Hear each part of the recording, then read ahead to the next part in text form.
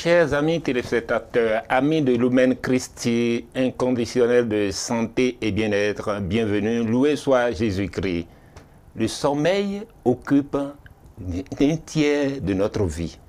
Est-ce que, chers amis, vous dormez suffisamment? Est-ce que votre sommeil est doux? Au réveil, est-ce que vous vous sentez encore fatigué? Est-ce que vous êtes toujours en bonne santé? Là, pour entrer dans ce que c'est que le sommeil, les maladies liées au sommeil, nous avons sur ce plateau de santé et bien-être le professeur Gildas Agodou-Pessi. Il est spécialiste du sommeil, chef de service à la clinique universitaire pneumologie du Centre national hospitalier universitaire de Lazare à Cotonou. Il est chef aussi de l'unité d'enseignement des maladies respiratoires à la faculté des sciences de la santé à l'université d'Abomey-Calavi. Professeur, bonjour, soyez les bienvenus. Merci mon père, c'est un plaisir partagé d'échanger avec les téléspectateurs de Lumen TV. Aujourd'hui, sur santé et bien-être, nous voulons parler du sommeil. Ouais, c'est extrêmement important, c'est un sujet important. Qu'est-ce qui peut arriver à un homme s'il ne dort pas? Ah, bon, tout le monde le sait. Qu'est-ce qui peut arriver à quelqu'un qui ne dort pas? Il peut devenir fou. Il peut devenir fou. Il peut devenir fou. Et si ça dure dans le temps, il va développer beaucoup de maladies. Et donc, c'est important. Autant nous mangeons, autant nous faisons de l'activité physique pour nous maintenir. Mais il y a un pan qui est très important, qui est le sommeil. Donc il faut donner un temps aussi au sommeil. Le sommeil fait partie de l'hygiène de vie, occupe une place très importante dans l'hygiène de vie, puisque comme vous l'avez dit tout à l'heure, le sommeil occupe le tiers de notre vie. Oui. Ce qui veut dire que si vous avez vécu 75 ans, oui, c'est que vous avez dormi 25 ans. Reprenez.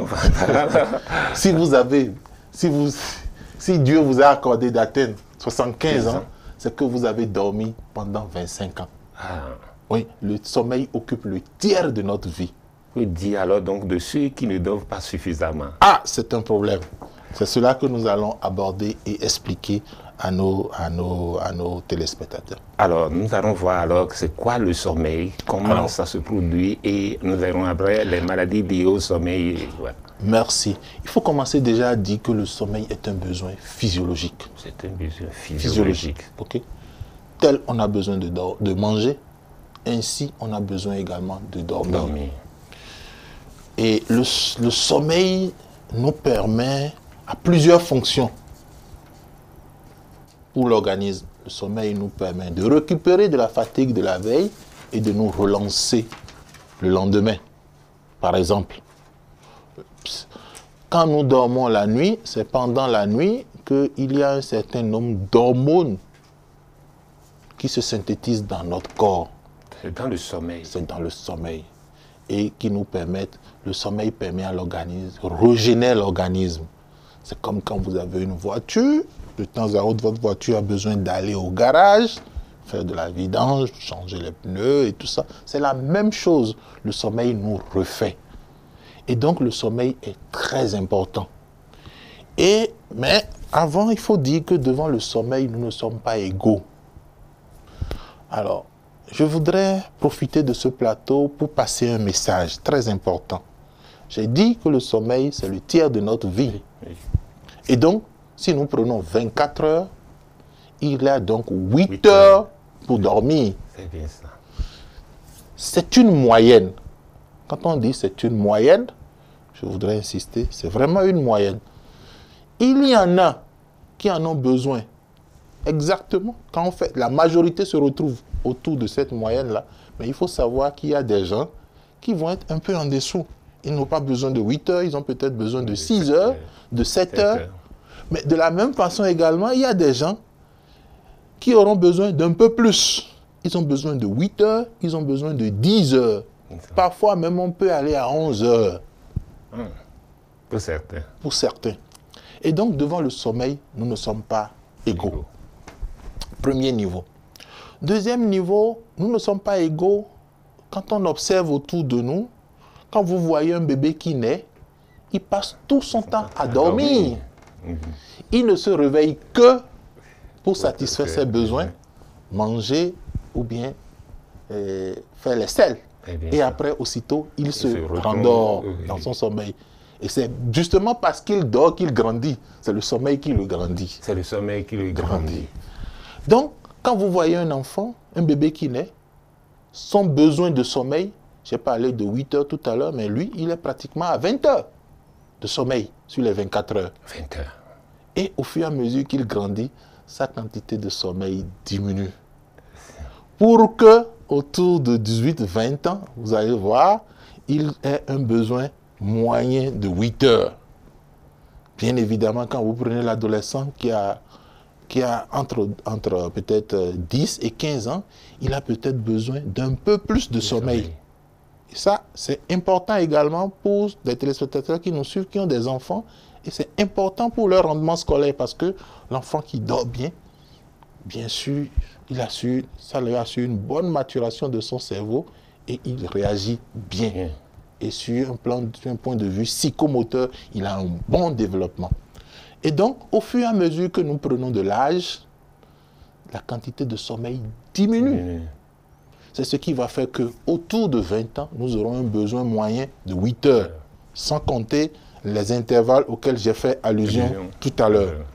Et puis, en prenant de l'âge, autour de, si Dieu nous accorde d'atteindre 70-80 ans, notre quantité de sommeil va diminuer. Nous aurons peut-être besoin de 3 heures ou de 4 heures ou au maximum de 5 heures de sommeil. C'est ce qui fait que certaines personnes âgées ne dorment pas beaucoup. Elles se réveillent très tôt. Elles se réveillent très tôt ou bien ils se réveillent dans la nuit. Et puis si malheureusement, dans notre contexte africain du Bénin, ils ont un peu des problèmes de cognition cérébrale, on les traite de tout ce que vous savez. Je ne veux pas revenir sur ça. Et donc, au fur et à mesure qu'on prend de l'âge, cette quantité de sommeil diminue. Et quand certains prennent de l'âge, ils ont du mal à s'adapter. Ils pensent, quelqu'un qui a 70 ans ne peut plus dormir 8 heures. S'il va au lit comme tout le monde à 22 heures, c'est sûr qu'à 2 heures, à 3 heures du matin, il se tient debout, il ne dort plus. Et donc, l'hygiène du sommeil consiste également à comprendre ça et à pouvoir s'adapter à ces raisons. Troisième élément, toujours quand je disais qu'on n'est pas égaux devant le sommeil, il faut savoir qu'il y a des gens qui ont une avance de phase. Ils ont besoin d'aller au lit tôt. C'est important. Ils ont besoin d'aller au lit tôt. Il y a des gens, quand ils vont au lit tôt, ils ne dorment pas, ils ont besoin d'aller au lit tard. Et donc, si vous observez, il y a des gens qui ont besoin d'aller au lit à 20h, à 21h. Et généralement, ils sont matinales. Ils peuvent se réveiller très tôt, à 5h, à 4h, et puis la journée est lancée. Il y a d'autres qui ont besoin d'aller au lit tardivement. S'ils vont au lit à 21h, ils ne dorment pas. Il faut qu'ils attendent minuit avant d'avoir le sommeil. Et donc, quand on a fini de préciser tous ces éléments-là, vous voyez que devant le sommeil, nous ne sommes pas égaux. Et il est important que chacun puisse se situer. On parle des longs dormeurs, on parle des courts dormeurs. Il y en a qui ont besoin de dormir 10 heures, 12 heures. Il y en a qui ont juste 4 heures, 5 heures, ça leur suffit. Et donc, par rapport à ça, chacun devait pouvoir se situer pour un bon équilibre, un bon fonctionnement et surtout une... Quand on ne dort pas suffisamment, et là, nous allons aborder, quand vous ne dormez pas suffisamment, le besoin de sommeil n'est pas satisfait en vous et vous avez un risque de somnoler dans la journée. Et qui dit somnoler dit baisse de l'attention. Votre attention baisse. Vous n'êtes plus concentré. Si vous êtes dans un métier qui exige, un métier hautement intellectuel qui vous exige une forte cognition, vous voyez que vous allez être contre-performant. Alors, ça, c'est ce que nous voyons. Mais je vous ai dit également que quand nous dormons, il y a des hormones qui se synthétisent dans notre corps. Il y a des choses qui se font. Notre respiration, pour ce qui nous concerne, ce qui me concerne moi particulièrement en tant que spécialiste des maladies respiratoires, notre respiration est un phénomène spontané. Quand nous dormons, nous ne contrôlons plus notre respiration. Alors, si au cours de la nuit, votre respiration commence à flotter, la fonction que satisfait la respiration de votre organisme, dans votre organisme, n'est plus optimale. Et ça donne des problèmes, des maladies. Donc, il y a plusieurs maladies en lien avec le sommeil. Et surtout, j'ai profité pour parler rapidement des besoins de sommeil qui varient, et chacun normalement devait pouvoir se reconnaître dans ce que je dis là et pouvoir avoir une bonne hygiène et savoir qu'on doit dormir suffisamment. Est-ce qu'on peut voir une de ces maladies? Alors, voilà. Une de ces maladies s'appelle l'apnée du sommeil, par exemple. L'apnée du sommeil. Une de ces maladies s'appelle l'apnée du sommeil. C'est le fait que A, c'est un mot privatif, apnée, c'est la respiration. Et donc, c'est le fait que pendant que l'on dort la nuit, la respiration n'est pas optimale. La respiration s'arrête. Ça s'arrête. Ça s'arrête.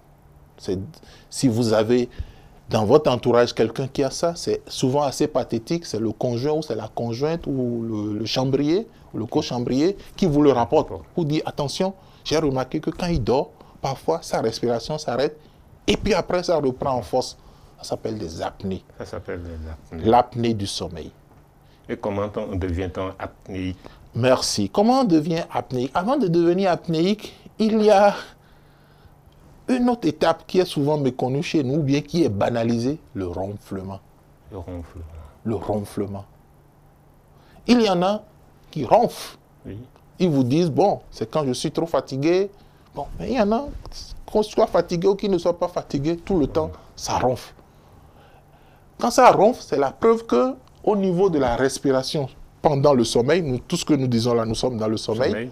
Pendant le sommeil, la pression d'air qui rentre et qui sort subit des contraintes. Et donc, l'air pour passer force.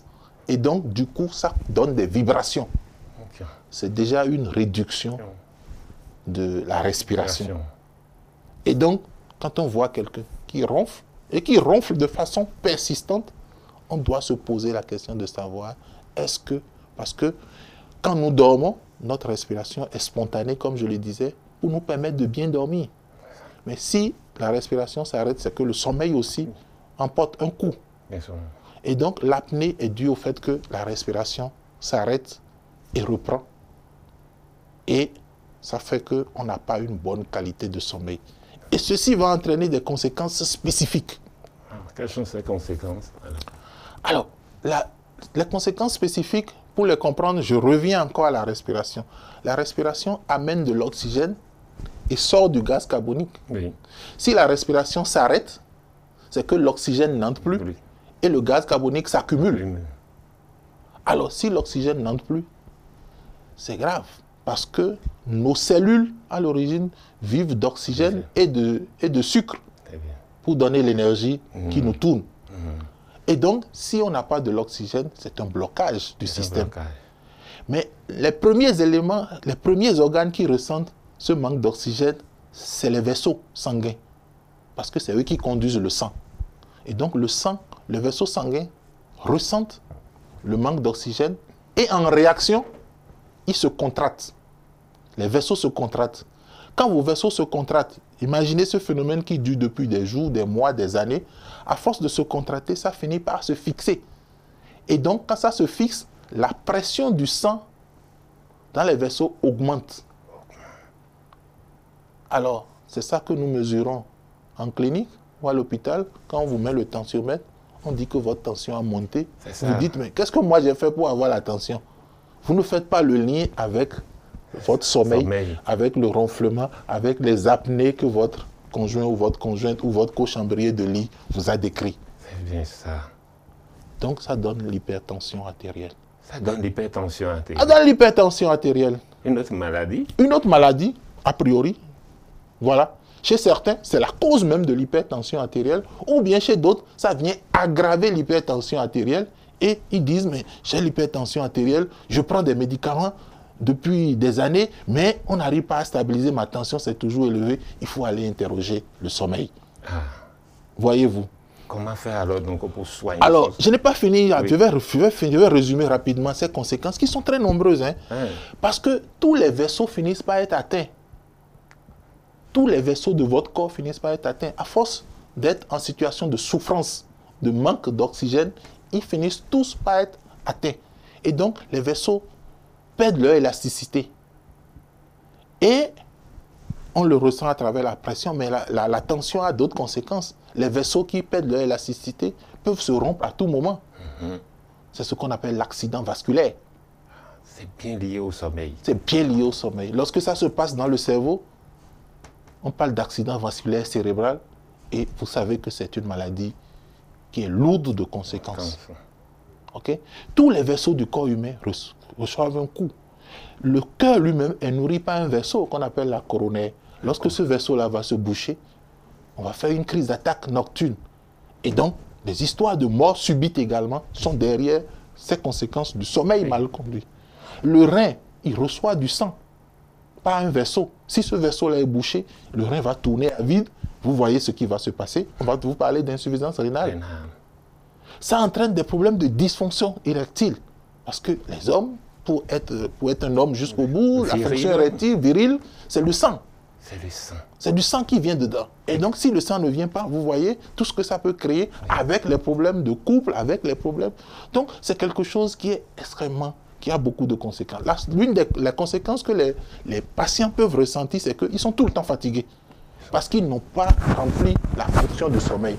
Ils ont dormi, ils ont passé du temps au lit, mais ils ont eu du sommeil, mais ce sommeil n'est pas efficace. Parce que ce n'est pas la qualité. C'est pas la qualité. Voilà. Si on parle de sommeil récupérateur.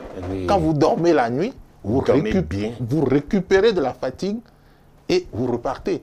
Mais ils dorment, ils se réveillent le matin, parfois même plus fatigués qu'ils ne se sont endormis la veille.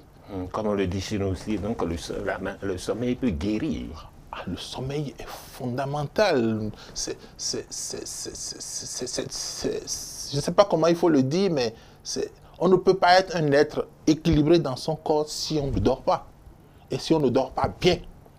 Et chacun, par rapport à ce que j'ai dit tout à l'heure, devait pouvoir se situer et pouvoir savoir quelle est la quantité de sommeil, quel est le moment de sommeil pour lui, pour rester, pour maintenir son organisme. Et donc, ces patients-là, ils se plaignent de fatigue, ils se plaignent des troubles de concentration, ils ont du mal à se concentrer, ils ont beaucoup de petits soucis de santé, parfois, qui ne font pas le lien avec le sommeil.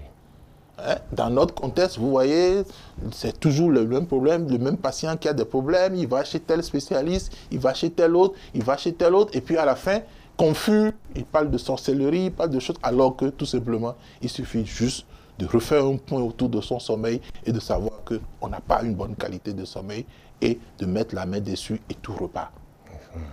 Nous allons voir alors, parce que nous reviendrons dans une prochaine émission sur l'apnée du sommeil pour plus de détails. Merci. Alors, que faire pour avoir un bon sommeil?